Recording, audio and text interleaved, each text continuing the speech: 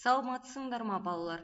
Бірінші сынып математика, екінші бөлім, 81-ші сабақ, есептер шығару. Бірінші мысал, есептердің қысқаша жазылуы мен сұлбасын тап, оларды шығар. Күрестен жарысқа бір ауылдан 10 адам, ал екінші ауылдан одан 3 адам кем келді. Екінші ауылдан неше адам кем келді? Мына жерде балалар сендерге 4 сұлба берілген. Соның қай сұлба сәйкес келеді? Соны таңдап, есепті шығарамыз.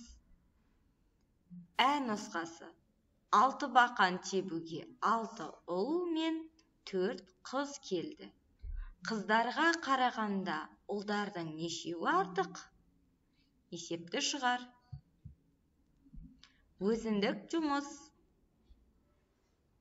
Әже қонақтарға арнап дастархан жайды. Әлия дастарханға 8 тарелке, 6 кесе қойды. Кесенің тарелкеге қарағанда нешеуі кем? Кері есеп құрастырып, оны шығар. Есептің балалар қысқаша жазылуы мен сұлбасын сызуды ұмытпаңдар. Математикалық күнделікті өмірде.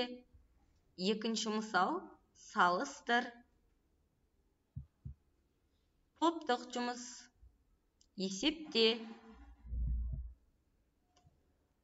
Төртінші мысал, қайсысы ауыр? Осы сұрақтарға жауап бер. Тапсырмаларды толық орындап болсақ, балалар, қосымша тапсырманы орындауды ұмытпаңдар. Келесі сабақта кездескенше сау болыңдар.